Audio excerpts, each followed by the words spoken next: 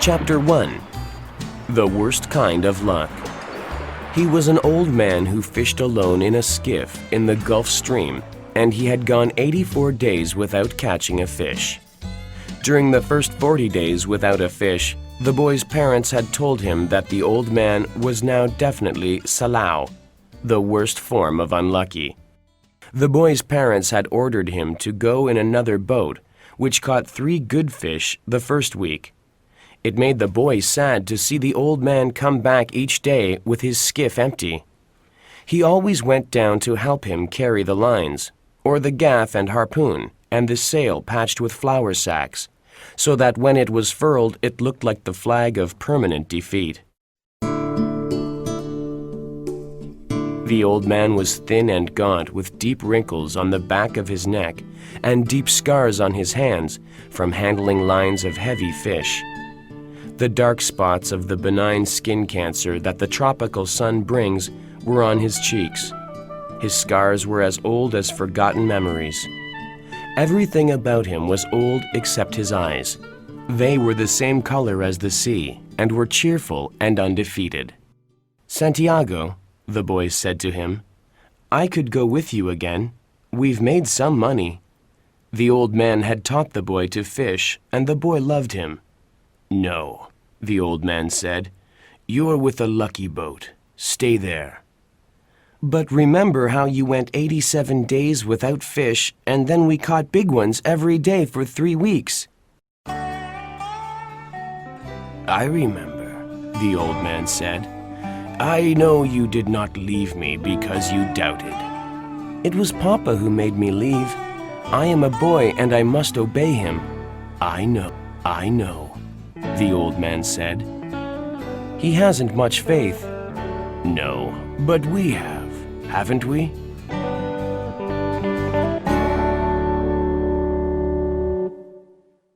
They sat on the terrace, and many of the fishermen made fun of the old man, but he was not angry. The older fishermen looked at him and were sad, but they did not show it. The successful fishermen of that day had already butchered their marlin and carried them to the ice truck that would take them to the market in Havana. Those who had caught sharks had taken them to the shark factory on the other side of the cove. When the wind came from the east, a smell came from the shark factory. "Santiago," the boy said. "Yes," the old man said. He was thinking of many years ago. "Can I go out and get sardines for you for tomorrow?" "No, go and play baseball. I can still row and Rogelio will throw the net." "I would like to go. If I cannot fish with you, I would like to serve in some way." "How old was I when you first took me in a boat?" 5, and you were nearly killed when I brought the fish in too green, and it nearly destroyed the boat. Can you remember?" "I can remember the tail slapping and the noise of the clubbing." "Can you really remember that?" I remember everything from when we went together." The old man looked at him with his confident, loving eyes. "If you were my boy, I'd take you out," he said. "But you are your father's and your mother's, and you are in a lucky boat." "May I get the sardines? I know where I can get 4 baits, too." "I have mine left from today." "Let me get 4 fresh ones." "1, the old man said. His hope and his confidence had never left him. 2, the boy said. 2, the old man agreed. "You didn't steal them?" "I would," the boy said, "but I bought these." "Thank you," the old man said. "Tomorrow is going to be a good day with this current." He was too simple to wonder when he had attained humility, but he knew it carried no loss of pride. "Where are you going?" the boy asked. "Far out. I want to be out before it is light." "Are you strong enough now for a truly big fish?" "I think so, and there are many tricks." "Let us take the stuff home," the boy said, "so I can get the cast net and go after the sardines." They picked up the things from the boat. The old man carried the mast on his shoulder, and the boy carried the wooden box with the fishing gear. They walked to the old man's shack and went in through its open door. The shack was made of the tough part of the royal palm called guano. In the shack there was a bed, a table, one chair, and a place on the dirt floor to cook with charcoal. On the brown, "What do you have to eat?" the boy asked. "A pot of yellow rice with fish. Do you want some?" "No, I will eat at home. Do you want me to make a fire?" "No, I will make it later on." "May I take the cast net?" "Of course." There was no cast net, and the boy remembered when they had sold it. But they went through this fiction every day. There was no pot of yellow rice and fish, and the boy knew this too. 85 is a lucky number," the old man said. "How would you like to see me bring one in that weighed over 1,000 pounds? "I'll get the cast net and go for sardines. Will you sit in the sun in the doorway?" "Yes. I have yesterday's paper, and I will read about baseball." The boy did not know whether yesterday's paper was fiction too, but the old man brought it out from under the bed. "Perico gave it to me at the bodega," he explained. "I'll be back when I have the sardines. I'll keep yours and mine together on ice, and we can share them in the morning. When I come back, you can tell me about baseball. Now keep warm, old man. Remember, we are in September," the boy said. "The month when the great fish come," the old man said. "Anyone can be a fisherman in May." "I'm going for the sardines now," the boy said. When the boy came back, the old man was asleep in the chair and the sun was down. The boy took the old army blanket off the bed and spread it over the back of the chair and over the old man's strange but powerful shoulders. His shirt had been patched so many times that it was like a sail.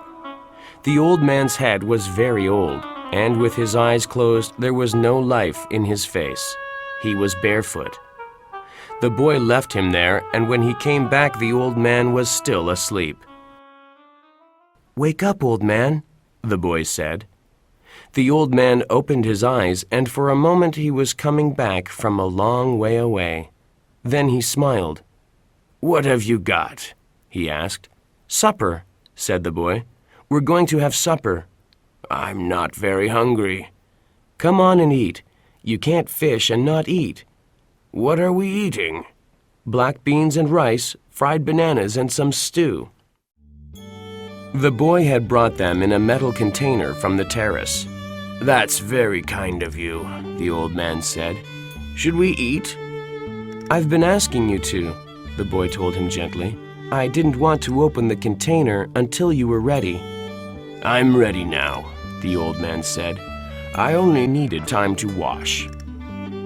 Where did he wash? The boy thought. The village water supply was 2 streets down the road. I must have water here for him, and soap and a towel. Why am I so thoughtless? I must get him another shirt and a jacket for the winter, and some sort of shoes, and another blanket. "Your stew is excellent," the old man said. "Tell me about baseball," the boy asked him. "In the American League, it is the Yankees, as I said," the old man said happily. "They lost today," the boy told him. "That means nothing. The great DiMaggio is himself again." "They have other men on the team." "Naturally, but he makes the difference," the old man said. "Do you remember when he used to come to the terrace? I wanted to take him fishing, but I was too timid to ask him. Then I asked you to ask him, and you were too timid. I would like to take the great DiMaggio fishing. They say his father was a fisherman. Maybe he was as poor as we are and would understand. I used to sail on a big ship that went to Africa, and I have seen lions on the beaches in the evening." "I know. You told me." "Should we talk about Africa or about baseball?" "Baseball. Tell me about the great John Jota McGraw," the boy said. "He used to come to the terrace sometimes in the older days, but he was rough and harsh-spoken when he drank too much. Who's the greatest manager really, Luke or Mike Gonzalez? I think they are equal. And the best fisherman is you?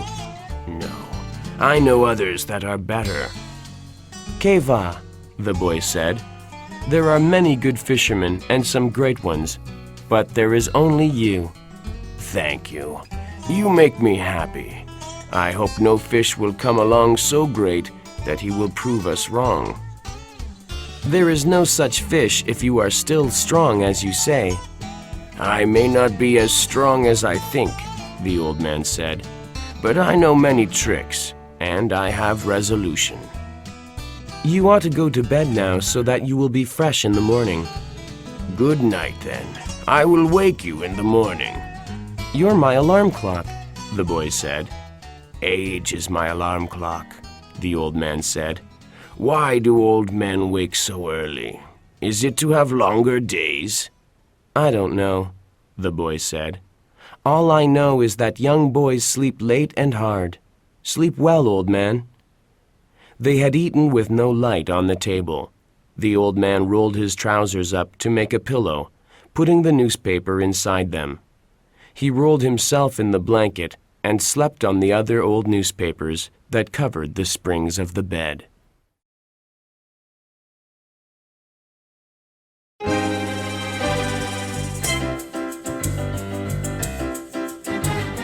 Chapter 2. Far Out to Sea.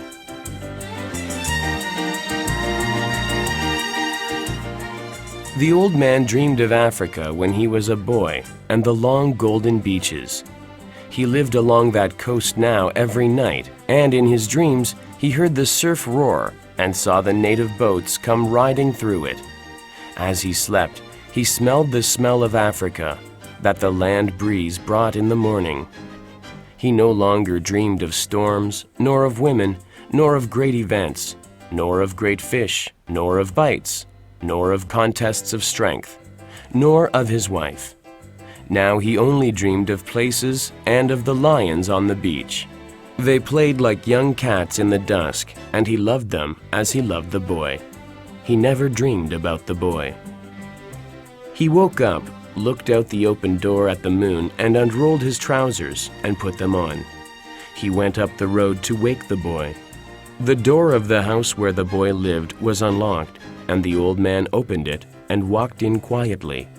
He took hold of the boy's foot gently and held it until the boy woke and turned and looked at him. The old man nodded, and the boy took his trousers from the chair by the bed and, sitting on the bed, pulled them on. The old man went out the door, and the boy came after him. He was sleepy, and the old man put his arm across his shoulders and said, I am sorry. Que va, the boy said. It is what a man must do. They walked down the road to the old man's shack, and all along the road, in the dark, barefoot men were moving, carrying the masts of their boats. When they reached the old man's shack, the boy took the rolls of line in the basket, the harpoon and gaff, and the old man carried the mast with the furled sail on his shoulder. Do you want coffee? The boy asked. We'll put the gear in the boat and then get some. They had coffee from condensed milk cans at an early morning place that served fishermen. How did you sleep, old man? The boy asked. He was waking up now, although it was still hard for him to leave his sleep. Very well, Manolin, the old man said. I feel confident today. So do I, the boy said. Now I must get your sardines and mine and your fresh baits. I'll be right back, the boy said. Have another coffee. We have credit here. The old man drank his coffee slowly. It was all he would have all day, and he knew that he should drink it. For a long time now, eating had bored him, and he never carried a lunch. He had a bottle of water in the bow of the skiff, and that was all he needed for the day. The boy was back now with the sardines and the 2 baits, and they went down to the skiff, feeling the pebbled sand under their feet. They lifted the skiff and slid her into the water. Good luck, old man. Good luck, the old man said. He fitted the rope lashings of the oars onto the thole pins, and leaning forward, he began to row out of the harbor in the dark. There were other boats going out to sea, and the old man heard the dip and push of their oars, even though he could not see them. The old man knew he was going far out, and he left the smell of the land behind and rowed out into the clean early morning smell of the ocean. In the dark, the old man could feel the morning coming, and as he rowed, he heard the sound of flying fish leaving the water. He was very fond of flying fish, as they were his principal friends on the ocean. He was sorry for the birds, especially the small, delicate, dark terns that were always flying and looking and almost never finding. And he thought, the birds have a harder life than we do, except for the robber birds and the heavy, strong ones. Why did they make birds so delicate and fine as those sea swallows when the ocean can be so cruel? She is kind and very beautiful, but she can be so cruel. He always thought of the sea as la mar, which is what people call her in Spanish when they love her. Sometimes those who love her say bad things about her, but they always speak of the sea as though she were a woman. Some of the younger fishermen, who had motorboats, speak of her as el mar, which is masculine. They speak of her as a contestant, or a place, or even as an enemy. But the old man always thought of her as feminine, and as something that gave or withheld great favors. And if she did wild or wicked things, it was because she could not help them. The moon affects her as it does a woman, he thought. He was rowing steadily, and it was no effort for him. Today I'll row out where the schools of albacore are, and maybe there will be a big one with them. Before it was really light, he had his 4 baits out at different depths, and he was drifting with the current. There was no part of the hook that a great fish could feel which was not sweet-smelling and good-tasting. The boy had given him 2 small fresh tunas which hung on the 2 deepest lines, and on the others he had a big blue runner and a yellow jack. Each line was as thick as a big pencil and was looped onto a stick, so that any pull or touch on the bait would make the stick dip. Now the old man rowed gently to keep the lines straight and at their proper depths. The sun rose thinly from the sea, and the old man could see the other boats, low on the water and well in toward the shore. He looked down into the water and watched the lines that went straight down into the dark water. He kept them straighter than any other fisherman. I keep them with precision, he thought. Only I have no luck anymore. But who knows? Maybe today. Every day is a new day. It is better to be lucky, but I would rather be exact. Then, when luck comes, you are ready. Just then he saw a man-of-war bird with his long black wings circling in the sky ahead of him. He made a quick drop and then circled again. He's got something, the old man said aloud. He's not just looking. Dolphin, the old man said aloud. big dolphin. As the old man watched, a small tuna rose in the air, turned and dropped into the water. Another and another rose, and they were leaping in long jumps after the bait. After a while, the stern line became taut under his foot. He dropped his oars and felt the weight of the small tuna's shivering pull. He could see the fish in the water as he pulled it in. The old man hit him on the head for kindness and kicked him under the stern. Albacore, he said aloud. He'll make a beautiful bait. He did not remember when he first started talking to himself. Probably when the boy had left him, but he did not remember. The sun was hot now, and the old man felt it on the back of his neck, and felt the sweat trickle down his back as he rowed. Just then, watching his lines, he saw one of the projecting green sticks dip sharply. Yes, he said. Yes. And he moved his oars inside the boat. He reached out for the line and held it delicately between the thumb and forefinger of his right hand. Then it came again. This time it was a tentative pull, and he knew exactly what it was. 100 fathoms below, a marlin was eating the sardines that covered the point of the hook. This far out, he must be huge, he thought. Eat them, fish. Please eat them. He felt the light, delicate pull, and then a harder pull when a sardine's head must have been more difficult to break from the hook. Then there was nothing. Come on, the old man said aloud. just smell them. Aren't they lovely? Eat them now, and then there is the tuna. Don't be shy, fish. Eat them. Then he felt something hard and unbelievably heavy. It was the weight of the fish, and he let the line slip down, down, down. Now he was ready.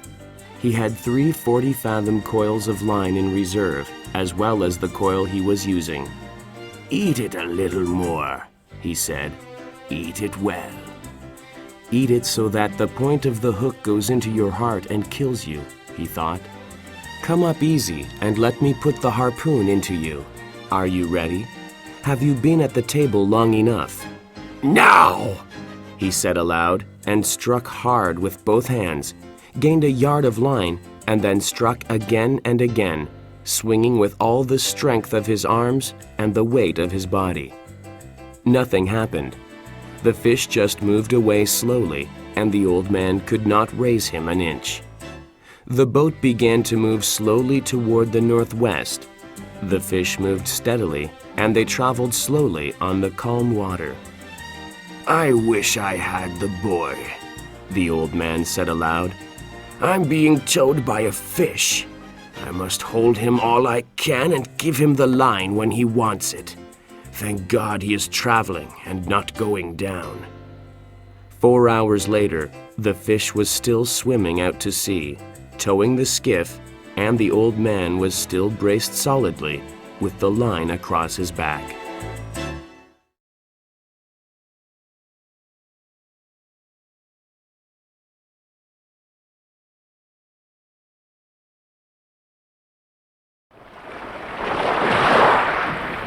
Chapter 3. The Battle Begins. He looked behind him and saw that no land was visible. That makes no difference, he thought. I can always come in on the glow from Havana. Maybe he will come up before sunset or with the moon. I have no cramps and I feel strong. It is he that has the hook in his mouth. But what a fish to pull like that. I wish I could see him only once to know what I have against me. The fish never changed his course.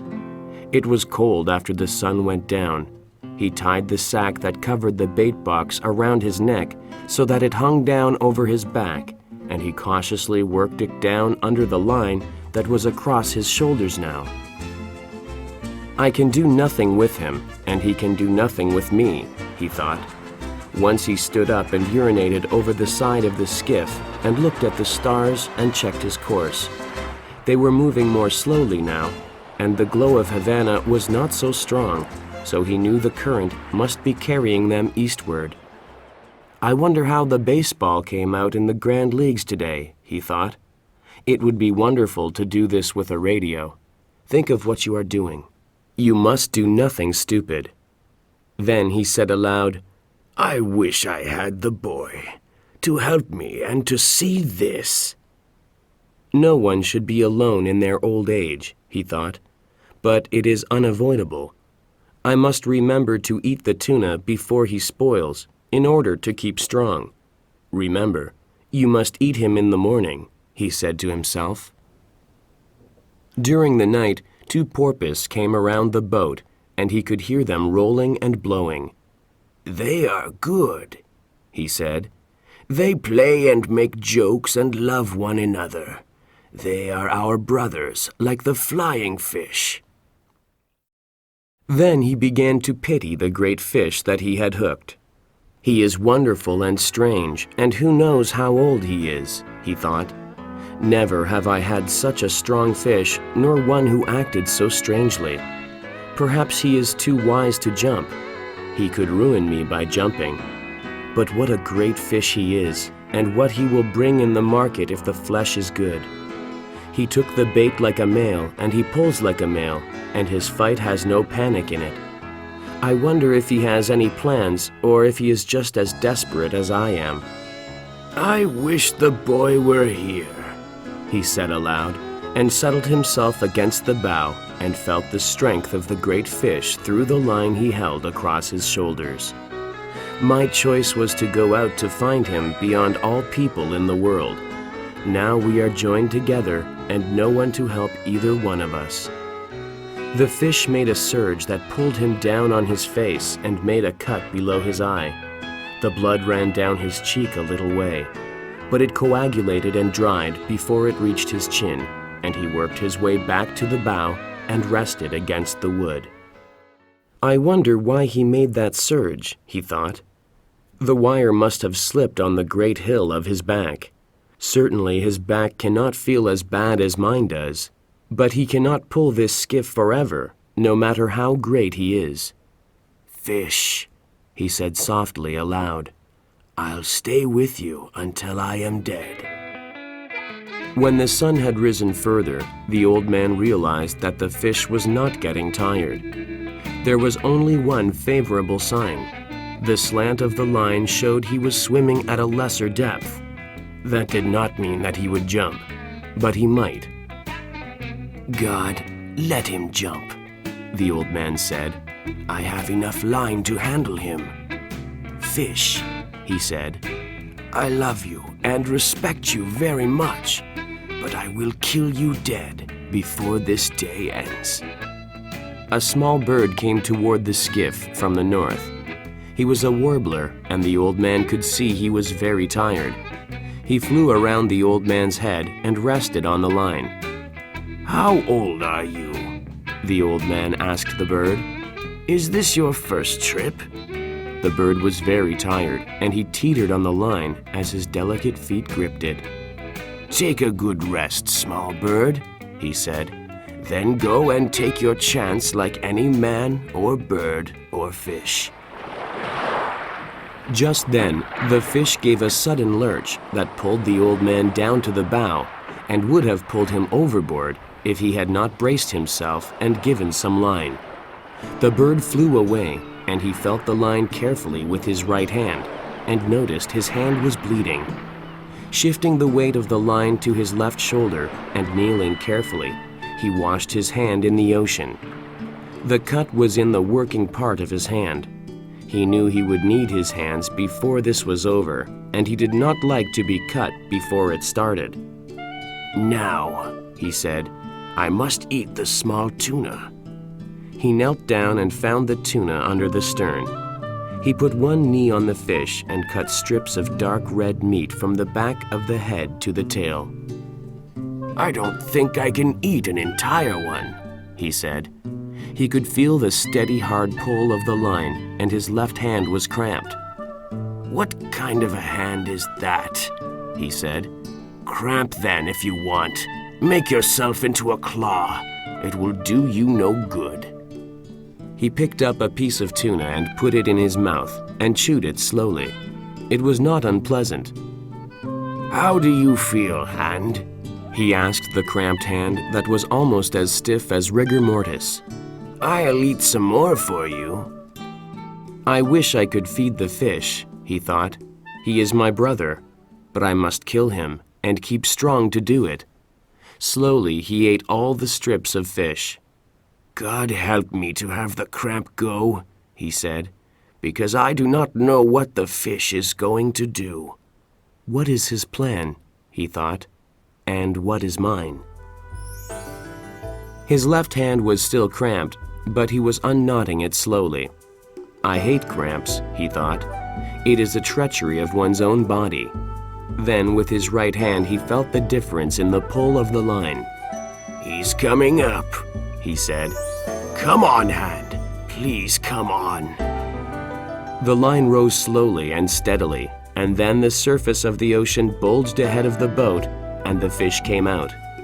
He came out unendingly, and water poured from his sides.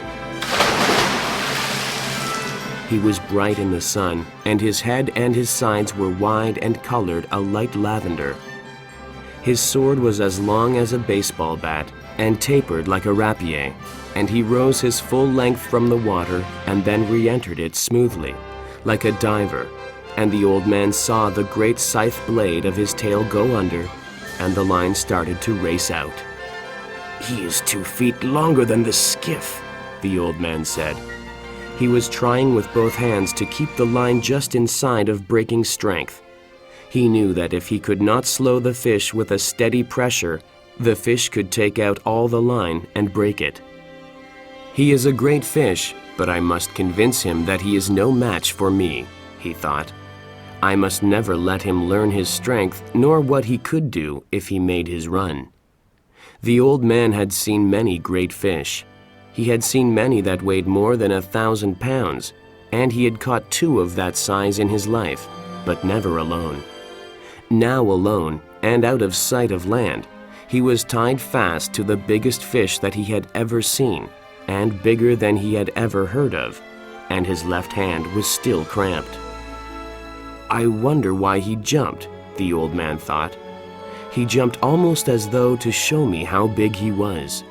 I wish I could show him what sort of man I am, but then he would see the cramped hand." At noon, the old man's left hand was uncramped. He was comfortable but suffering, although he did not admit the suffering at all. "I am not religious," he said, "but I will say 10 Our Fathers and 10 Hail Marys so that I can catch this fish. And I promise to make a pilgrimage to the Verge de Cobra if I catch him. Christ, I did not know he was so big." "I'll kill him, though," he said, "in all his greatness." Although it is unjust, he thought, but I will show him what a man can do and what a man endures. "I told the boy I was a strange old man," he said. "Now is when I must prove it." The 1,000 times that he had proved it meant nothing. Now he was proving it again. "If you're not tired, fish," he said aloud, "you must be very strange." He felt very tired now, and he tried to think of other things. He thought of the big leagues, and he knew the Yankees of New York were playing the Tigers of Detroit. "This is the second day that I do not know the result of the Juegos," he thought. "But I must have confidence, and I must be worthy of the great DiMaggio, who does all things perfectly." Do you believe the great DiMaggio would stay with a fish as long as I will stay with this one? He thought. I am sure he would, and more since he is young and strong. Also, his father was a fisherman.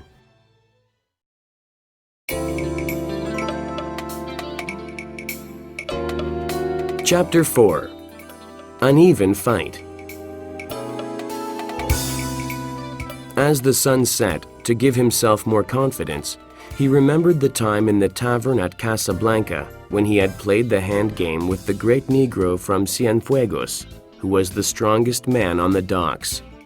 They had gone one day and one night with their elbows on a chalk line on the table. Each one was trying to force the other's hand down onto the table. They changed the referee every 4 hours so that the referees could sleep. The odds would change back and forth all night. Once the Negro had the old man, who was not an old man then, but was Santiago el Campeon, nearly 3 inches off balance. But the old man had raised his hand again. He was sure then that he had the Negro, who was a fine man and a great athlete, beaten. And at daylight he had forced the hand of the Negro down and down until it rested on the table. The match had started on a Sunday morning and ended on a Monday morning. For a long time, everyone had called him the champion. After that, he had a few matches and then no more. He decided that he could beat anyone if he wanted to badly enough, and he decided that it was bad for his right hand for fishing. Just before it was dark, as they passed a great island of sargasso weed, his small line was taken by a dolphin. He saw it first when it jumped in the air, bending and flapping wildly. When it was at the stern, the old man leaned over and lifted the burnished gold fish with its purple spots over the stern. Its jaws were working convulsively in quick bites against the hook. It pounded the bottom of the skiff with its long, flat body, its tail and its head until he clubbed it. Then it shivered and was still. The old man watched the sun go into the ocean and the slant of the big cord. "He hasn't changed at all," he said. But watching the movement of the water against his hand, he noted that it was a bit slower. "I'll lash the 2 oars together across the stern, and that will slow him in the night," he said. "He's good for the night, and so am I." I'm learning how to do it, he thought. This part of it anyway. Then too, remember he hasn't eaten since he took the bait, and he is huge and needs much food. I have eaten the whole tuna. Tomorrow I will eat the dolphin. "How do you feel, fish?" he asked aloud. "I feel good, and my left hand is better, and I have food for a night and a day. Pull the boat, fish." He did not truly feel good because the pain from the cord across his back had almost passed pain and gone into a dullness that worried him. But I have had worse things than that, he thought. My hand is only cut a little and the cramp is gone from the other. My legs are all right. It was dark now, as it becomes dark quickly after the sun sets in September. The first stars were out. He did not know the name of Regal, but he saw it and knew that soon they would all be out, and he would have all his distant friends. "The fish is my friend too," he said aloud. "I have never seen nor heard of such a fish, but I must kill him. I am glad we do not have to try to kill the stars." Then he was sorry for the great fish that had nothing to eat, and his determination to kill him never relaxed in his sorrow for him. How many people will he feed, he thought. But are they worthy to eat him? No, of course not. There is no one worthy of eating a fish with such great dignity. The old man rested for what he believed to be 2 hours. The moon did not rise until late now, and he had no way of judging the time. He was still bearing the pull of the fish across his shoulders. "But you have not slept yet, old man. It is half a day and a night, and now another day, and you have not slept," he said aloud. "I must devise a way so that you sleep a little if he is quiet and steady. If you do not sleep, you might become unclear in the head." I could go without sleeping, he told himself, but it would be too dangerous. He worked his way back to the stern. The stars were bright now, and he saw the dolphin clearly, and he pushed the blade of his knife into his head and pulled him out from under the stern. The dolphin was cold and gray-white now in the starlight, and the old man skinned one side of him while he held his right foot on the fish's head. Then he skinned the other side and cut fillets. He leaned over the side and put his hand in the water. The flow of the water against it was less strong. "He is tired or he is resting. Now let me eat this dolphin and get some rest and a little sleep." Under the stars he ate half of one of the dolphin fillets. "What an excellent fish dolphin is to eat cooked," he said.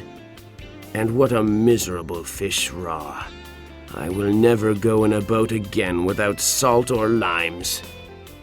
The sky was clouding over to the east, and one after another the stars he knew were gone. It looked now as though he were moving into a great canyon of clouds, and the wind had dropped. "There will be bad weather in 3 or 4 days," he said, "but not tonight or tomorrow. Rig now to get some sleep, old man, while the fish is calm and steady." The moon had been up for a long time, but he slept on, and the fish pulled on steadily, and the boat moved into the tunnel of clouds. He woke with the jerk of his right fist coming up against his face, and the line burning out through his right hand. He could not feel the line with his left hand, but he braked all he could with his right, and the line rushed out. Finally, his left hand found the line and he leaned back against it, and now it burned his back and his left hand. His left hand was taking all the strain, and it was cutting badly. Just then the fish jumped, making a great bursting of the ocean, and then a heavy fall. Then he jumped again and again, and the boat was going fast, although line was still racing out, and the old man was raising the strain to the breaking point. He had been pulled down tight onto the bow, and his face was in the cut slice of dolphin, and he could not move. "This is what we waited for," he thought. "So now let us take it. Make him pay for the line. Make him pay for it." He could not see the fish's jumps, but only heard the breaking of the ocean and the heavy splash as he fell. The speed of the line was cutting his hands badly, but he had always known this would happen. If the boy were here, he would wet the coils of line, he thought. Yes, if the boy were here. The line went out, but it was slowing now, and he was making the fish earn each inch of it. Now he got his head up from the wood and out of the slice of fish that his cheek had crushed. He was on his knees, and then he rose to his feet. He was giving line, but more slowly all the time. I wonder what started him so suddenly. Could it have been hunger that made him desperate, or was he frightened by something in the night? Maybe he suddenly felt fear, but he was such a calm, strong fish, and he seemed so fearless and so confident. It is strange. "You'd better be fearless and confident yourself, old man," he said. The old man held him with his left hand and stooped down and scooped up water in his right hand to get the crushed dolphin flesh off his face. He was afraid that it might nauseate him and cause him to vomit and lose his strength. He washed his right hand in the water and then let it stay in the salt water while he watched the first light come before the sunrise. He's headed almost east, he thought. That means he is tired and going with the current. Soon he will have to circle. Then our true work begins. After he judged that his right hand had been in the water long enough, he took it out and looked at it. "It is not bad," he said, "and pain does not matter to a man." He took hold of the line carefully so that it did not fit into any of the fresh line cuts, and shifted his weight so that he could put his left hand into the sea on the other side of the skiff. "You did not do so badly for something worthless," he said to his left hand, "but there was a moment when I could not find you." Why was I not born with two good hands, he thought. Perhaps it was my fault in not training the left one properly, but God knows he had enough chances to learn. He did not do so badly in the night though, and he has cramped only once. If he cramps again, let the line cut him off. The sun was rising for the third time since he had set out to sea when the fish started to circle. "It is a very big circle," he said, "but he is circling. I must hold all I can," he thought. The strain will shorten his circle each time. Perhaps in an hour I will see him. Now I must convince him, and then I must kill him. But the fish kept on circling slowly, and the old man was wet with sweat and tired deep into his bones 2 hours later.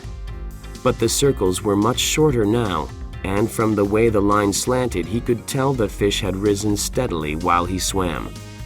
For an hour the old man had been seeing black spots before his eyes, and the sweat salted his eyes and salted the cut under his eye and on his forehead. He was not afraid of the black spots. Twice, though, he had felt faint and dizzy, and that had worried him. "I cannot fail and die on a fish like this," he said. "Now that I have him coming so beautifully, God help me endure. I'll say 100 Our Fathers and 100 Hail Marys, but I cannot say them now." Consider them said, he thought. I'll say them later. Just then he felt a sudden banging and jerking on the line he held with his two hands. It was sharp and heavy. He is hitting the wire with his sword, he thought. He may jump, and I would rather he circled now. The jumps were necessary for him to take air, but after that each jump can widen the opening of the hook wound and he can throw the hook. "Don't jump, fish," he said. "Don't jump." The fish hit the wire several times more, and each time the old man gave up a little line. After a while, the fish stopped beating at the wire and started circling slowly again. The old man was gaining line steadily now, but he felt faint again. He lifted some seawater with his left hand and put it on his head. Then he put more on and rubbed the back of his neck. "I have no cramps," he said. "He'll be up soon and I can last. You have to last. Don't even speak of it." He kneeled against the bow and for a moment slipped the line over his back again. "I'll rest now while he circles and then stand up and work on him when he comes in," he decided. "I'm more tired than I have ever been," he thought, "and now the trade wind is rising. But that will be good to take him in with." The sea had risen considerably, but it was a fair weather breeze, and he had to have it to get home. "I'll just steer south and west," he said. "A man is never lost at sea, and it is a long island." It was on the third turn that he saw the fish for the first time. He saw him first as a dark shadow that took so long to pass under the boat that he could not believe its length. "No," he said. "He can't be that big." But he was that big, and at the end of this circle he came to the surface only 30 yards away, and the man saw his tail out of the water. It was higher than a big scythe blade, and a very pale lavender above the dark blue water. As the fish swam just below the surface, the old man could see his huge bulk and purple stripes. His dorsal fin was down and his huge pectorals were spread wide.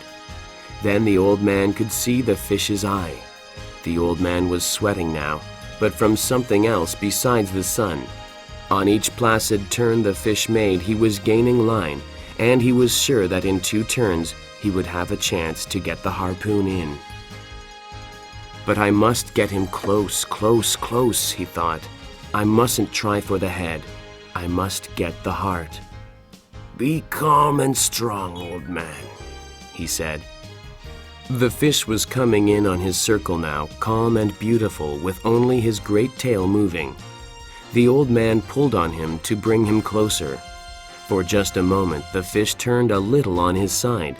Then he straightened himself and began another circle. "I moved him," the old man said.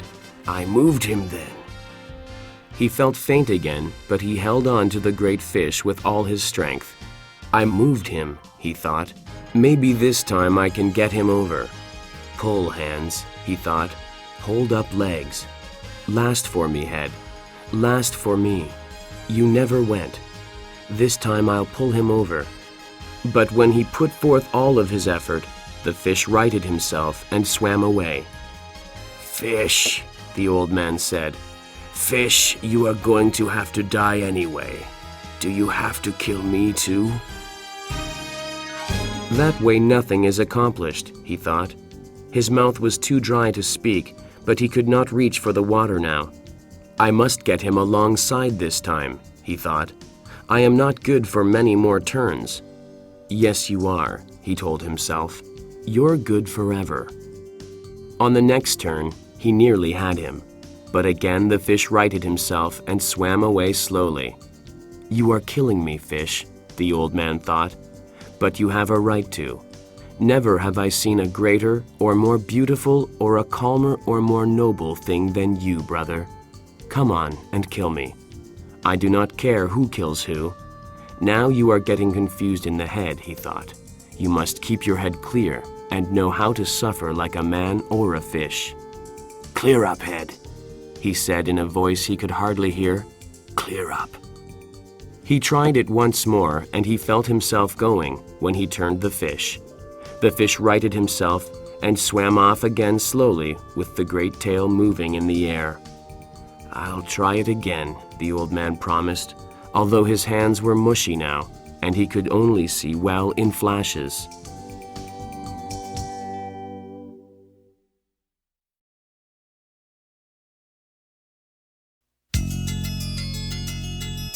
Chapter 5. Shark Attack. He took all his pain and what was left of his strength and his long-gone pride, and he put it against the fish's agony. The fish came over onto his side and swam gently and started to pass the boat. The old man dropped the line and put his foot on it and lifted the harpoon as high as he could and drove it down with all his strength into the fish's side just behind the great chest fin. He felt the iron go in and he leaned on it and drove it further and then pushed all his weight after it. Then the fish came alive with his death in him and rose high out of the water, showing all his great length and width and all his power and his beauty. He seemed to hang in the air above the old man in the skiff. Then he fell into the water with a crash. The old man felt faint and sick, and he could not see well.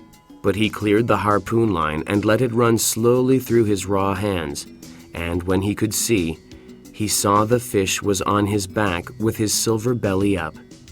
The shaft of the harpoon was projecting at an angle from the fish's shoulder, and the sea was red with the blood from his heart. The fish was silvery and still and floated with the waves. The old man laid his head on his hands. "Keep my head clear," he said. "I am a tired old man, but I have killed this fish which is my brother, and now I must do the slave work. Now I must prepare the rope to tie him alongside this skiff," he thought. "This skiff will never hold him."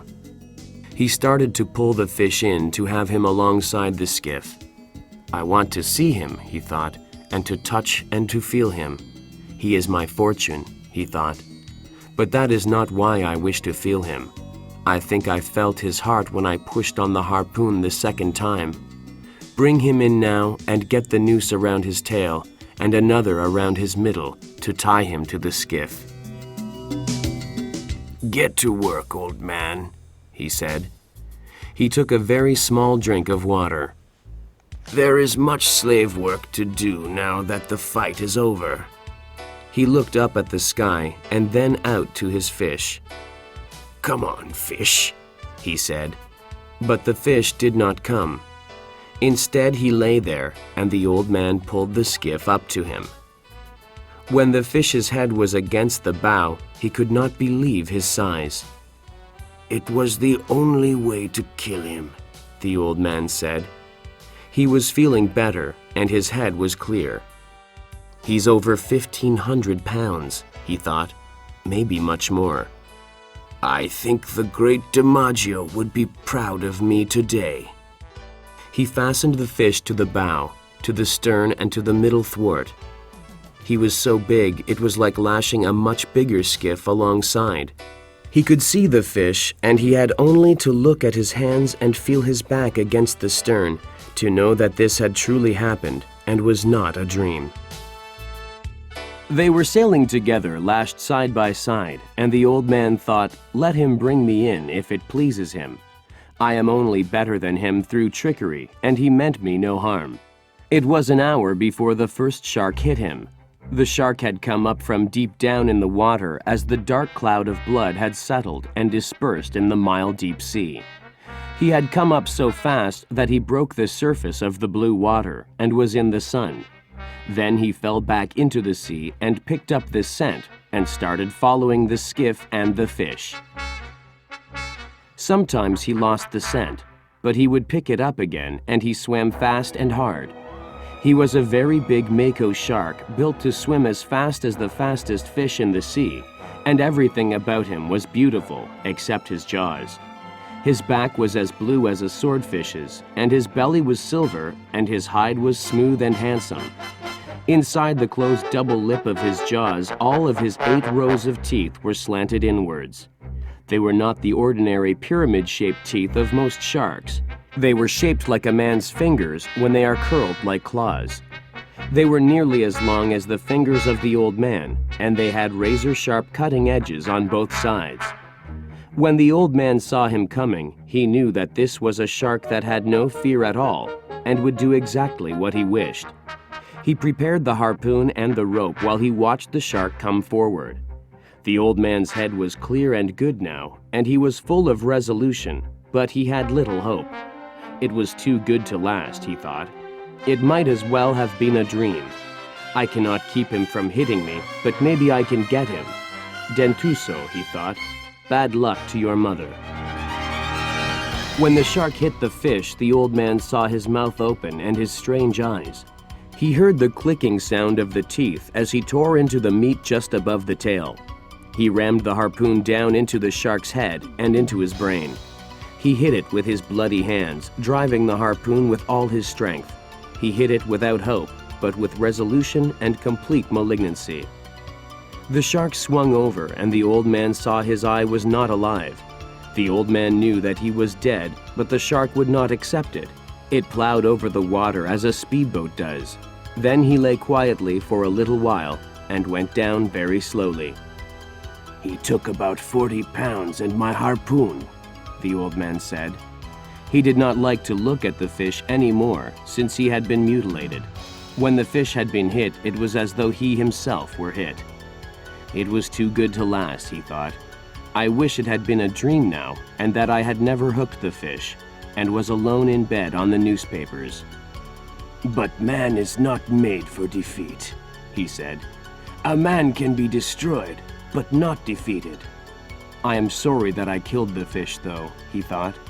Now the bad time is coming, and I do not even have the harpoon. Don't think, old man, he said aloud. Sail on and take it when it comes. He knew quite well the pattern of what could happen when he reached the inner part of the current, but there was nothing to be done now. Yes, there is, he said aloud. I can lash my knife to the butt of one of the oars. So he did that. Now I am still an old man, but I am not unarmed. He watched only the forward part of the fish, and some of his hope returned. It is silly not to hope, he thought. Besides, I believe it is a sin. Do not think about sin. There are enough problems now without sin. I have no understanding of it, and I am not sure that I believe in it. Perhaps it was a sin to kill the fish. I suppose it was, though I did it to keep me alive and feed many people. But then everything is a sin. Do not think about sin. You were born to be a fisherman. You did not kill the fish only to keep alive and to sell for food, he thought. You killed him for pride, and because you are a fisherman. You loved him when he was alive, and you loved him after. If you love him, it is not a sin to kill him. Or is it more? But you enjoyed killing the dentuso, he thought. I killed him in self-defense, the old man said aloud. And I killed him well. Besides, he thought, everything kills everything else in some way. Fishing kills me exactly as it keeps me alive. The boy keeps me alive. I must not deceive myself too much.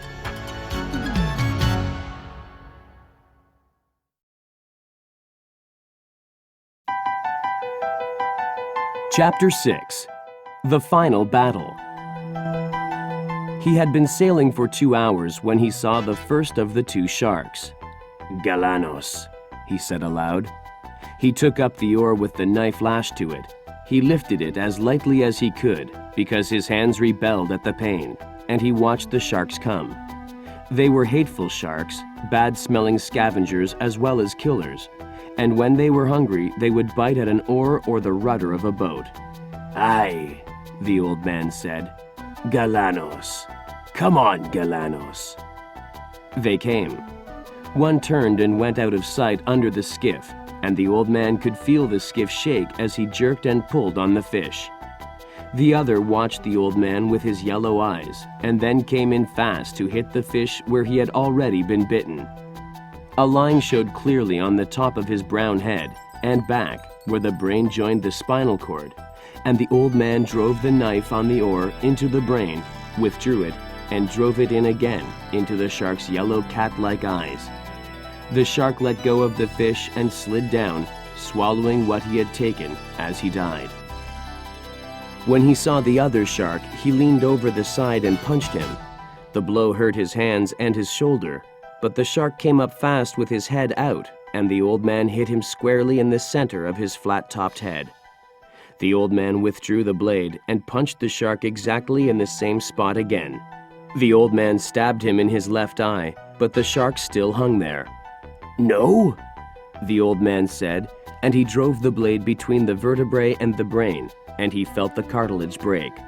"Go on, Galano. Slide down mile deep. Go and see your friend, or maybe it's your mother."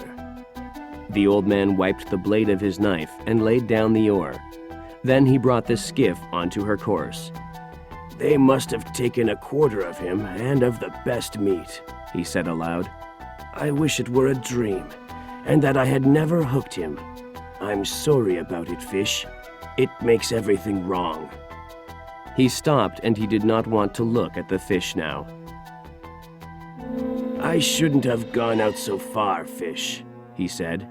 "Neither for you nor for me. I'm sorry, fish. God knows how much that last one took," he continued. "But she's much lighter now."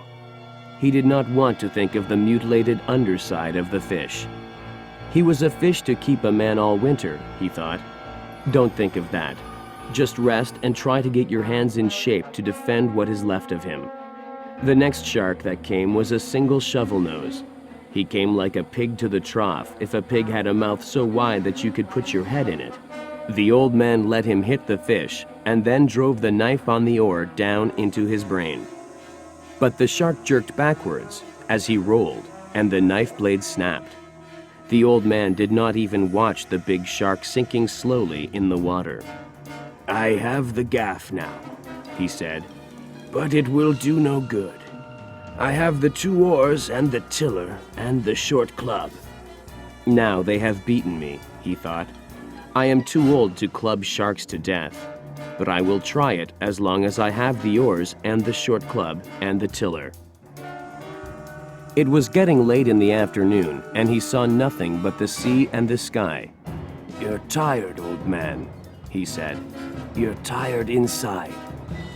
The sharks did not hit him again until just before sunset.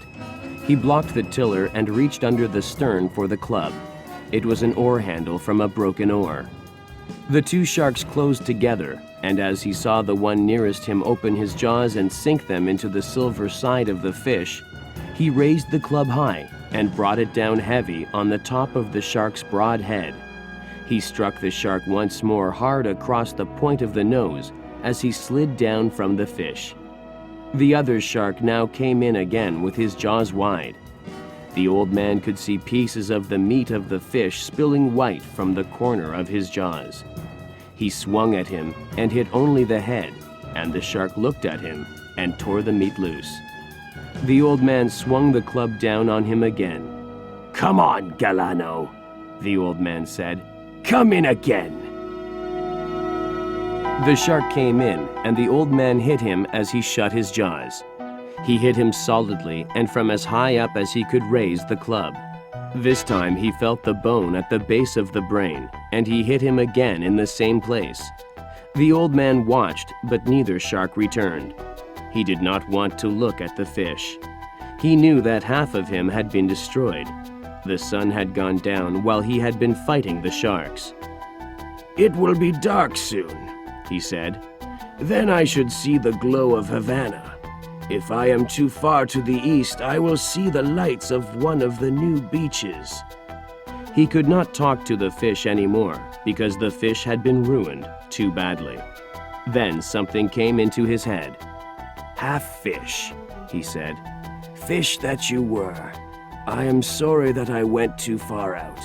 I ruined us both. But we have killed many sharks, you and I, and ruined many others. How many did you ever kill, old fish? You do not have that spear on your head for nothing." I have half of him, he thought. Maybe I'll have the luck to bring the forward half in. I should have some luck. No, he said. You violated your luck when you went too far outside. "Don't be silly," he said aloud. "You may have much luck yet. I'd like to buy some if there were any place they sell it," he said. What could I buy it with? He asked himself. Could I buy it with a lost harpoon and a broken knife and 2 bad hands? You might, he said. You tried to buy it with 84 days at sea. They nearly sold it to you, too. He saw the reflected glare of the lights of the city at what must have been around 10 o'clock at night. He steered inside of the glow, and he thought that now, soon, he must hit the edge of the stream. Now it is over, he thought. They will probably hit me again. But what can a man do against them in the dark without a weapon? I hope I do not have to fight again, he thought. But by midnight he fought, and this time he knew the fight was useless. They came in a pack. He clubbed desperately at what he could only feel and hear, and he felt something seize the club, and it was gone. He jerked the tiller free from the rudder and beat and chopped with it, holding it in both hands and driving it down again and again. One came, finally, against the head itself, and he knew that it was over. He swung the tiller across the shark's head. He swung it once and twice and again. The shark let go and rolled away. That was the last shark of the pack that came. There was nothing more for them to eat. The old man could hardly breathe now, and he felt a strange taste in his mouth.